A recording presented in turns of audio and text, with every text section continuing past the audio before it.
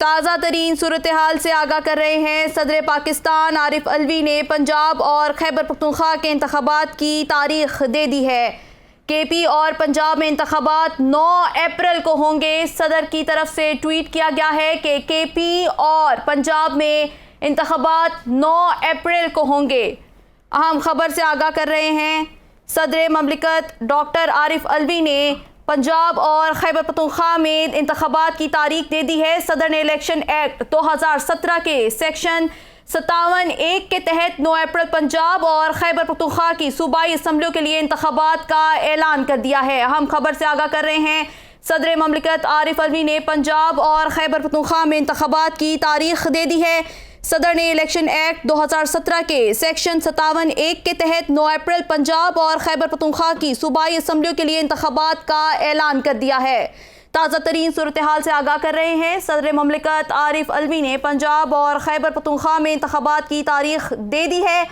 صدر نے election act 2017 کے سیکشن 57(1) کے تحت 9 اپریل پنجاب اور خیبر پختونخوا کی صوبائی اسمبلیوں کے لیے انتخابات کا اعلان کیا ہے۔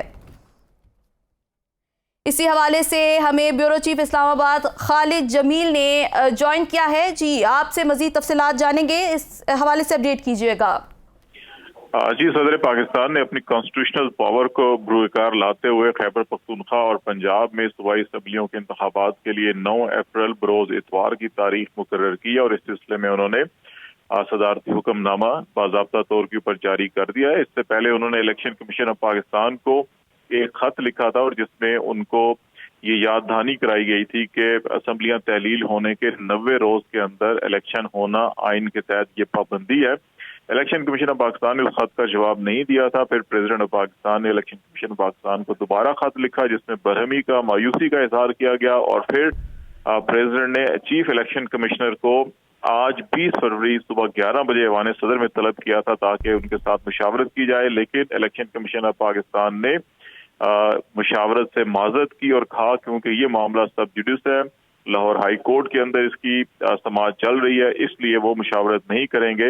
الیکشن کمیشن آف پاکستان کی طرف سے معذرت کے بعد پریزیڈنٹ نے پھر اپنے صدارتی اختیارات استعمال کرتے ہوئے اس تاریخ کا اعلان کیا ہے اور اب الیکشن کمیشن آف پاکستان کو یہ پابند کیا جائے گا کہ وہ اتوار کے روز 9 اپریل کو خیبر پختونخوا میں اور پنجاب میں صوبائی انتخابات کے لیے انتظامات کرے۔ ابھی دیکھنا ہوگا کہ صدارتی حکم نامے کے بعد، اناؤنسمنٹ کے بعد اب الیکشن کمیشن آف پاکستان کیا حکمت عملی اپناتا ہے اور پھر لاہور ہائی کورٹ میں اس سلسلے میں جو اس وقت گورنر پنجاب کی اور الیکشن کمیشن پاکستان کی جانب سے بھی ایک اپیل زیر ثبات ہے جس میں یہ کہا گیا ہے کہ لاہور ہائی کورٹ نے جو یہ حکم نامہ جاری کیا تھا کہ الیکشن کمیشن آف پاکستان تاریخ کا اعلان کرے، اس کی تشریح کی جائے، تو کیا اب ہائی کورٹ اس حکم نامے کے بعد کوئی تشریح کرے گی یا وہ پٹیشن جو ہے کہ وہ قابل سماعت نہیں رہے گی یا غیر ضروری ہو جائے گی؟ تو اس سلسلے میں اہم ڈیولپمنٹ لاہور ہائی کورٹ میں بھی ہونی ہے، لیکن صدر پاکستان نے اپنے آئین کے اختیارات کو استعمال کرتے ہوئے خیبر پختونخوا اور پنجاب میں انتخابات کا اعلان کر دیا ہے اور یہ انتخابات 9 اپریل کو اتوار کے روز ہوں گے۔ جی، بیورو چیف اسلام آباد ہمارے ساتھ رہیے گا۔ ہمیں اس وقت سینئر تجزیہ کار عیسیٰ نقوی نے جوائن کیا ہے۔ عیسیٰ نقوی، بہت شکریہ اپنا قیمتی وقت ABN نیوز کو دینے کے لیے۔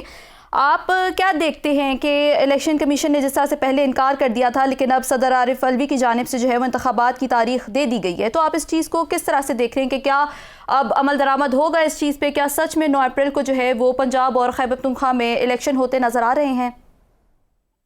دیکھیے، الیکشن کے حوالے سے تو اب ایک واضح تفریق جو ہے وہ موجود ہے۔ PDM میں شامل جماعتیں، مسلم لیگ نواز خاص طور پر، ان کا موقف مختلف ہے۔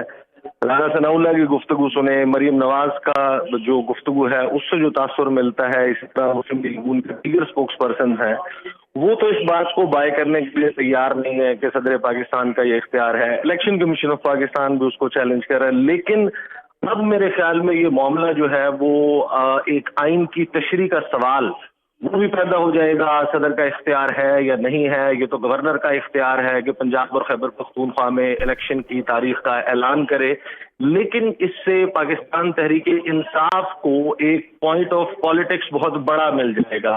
ان کے پاس ایک پوائنٹ موجود ہوگا کہ دیکھیں صدر پاکستان سربراہ مملکت ہیں، उनका ये काम है कि वो आइन की हिफाजत करें और आइन के तहफ़्फ़ुज़ के लिए अगर 90 रोज़ में आइन ये कहता है कि इलेक्शंस का इनेकाद हो जाना चाहिए असम्बली की तहलील के बाद, तो वो आइन पर अमल दरामद को यकीनी बना रहे हैं। तो ये पॉइंट ऑफ पॉलिटिक्स बनेगा और ये जो तहरीक जिसको चलाने का मुस्लिम पाकिस्तान तहरीक इंसाफ इरादा रखती है उसको एक तरह से लेजिटिमेसी भी मिलेगी। जी बहुत शुक्रिया ईसा नकवी साहब, हमें जो है तफसीलात से आगाह कर रहे थे। आप हमारे साथ ही रहिएगा। अभी हम चलते हैं ब्यूरो चीफ इस्लामाबाद की जानिब और उनसे मज़ीद इस बारे में जो है वो तफसीलात से हमें आगाह कीजिएगा। जी यकीनन जैसे ईसा नकवी कह रहे थे कि प्रेसिडेंट ऑफ पाकिस्तान ने अपनी कॉन्स्टिट्यूशनल पावर यूज करते हुए 9 अप्रैल बरोज इतवार को खैबर पख्तूनख्वा और पंजाब में आम इंतखाबात जो सूबाई असम्बली के होने थे उनकी तारीख मुकर्रर कर दी है और अब ये इलेक्शन कमीशन ऑफ पाकिस्तान पाबंद होगा कि वो इस पर अमल दरामद करे। और क्योंकि कॉन्स्टिट्यूशन के अंदर भी 90 दिन मैंडेटरी है, जब भी कोई असम्बली तहरील होगी तो उसके अंदर इलेक्शन होना जरूरी है।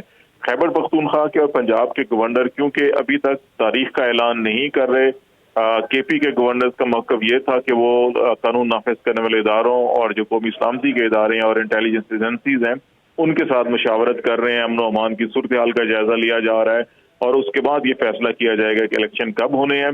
पंजाब के गवर्नर ने बड़े वाज़ेह तौर के ऊपर माजरत कर ली थी कि वो पंजाब असम्बली की तहलील का हिस्सा नहीं बने, उस समरी पे उन्होंने दस्तखत नहीं किए, इसलिए वो तारीख भी नहीं देंगे।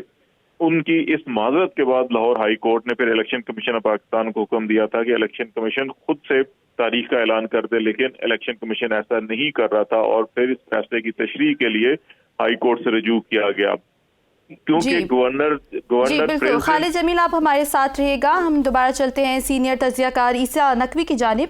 ईसा नकवी आप हमें बताइएगा कि जिस तरह से आज एक सियासी गहमा गहमी चल रही है, इमरान खान की भी जो है वो गिरफ्तारी अनकरीब है, तो आप क्या देखते हैं कि अगर गिरफ्तारी हो जाती है तो इसके हुकूमत पर जब एक प्रेशर पड़ेगा तो इससे क्या इलेक्शंस भी जो हैं वो भी जो है उसके ऊपर भी कोई जो है आ सकता है, कोई मतलब वो भी इससे अफेक्ट हो सकते हैं?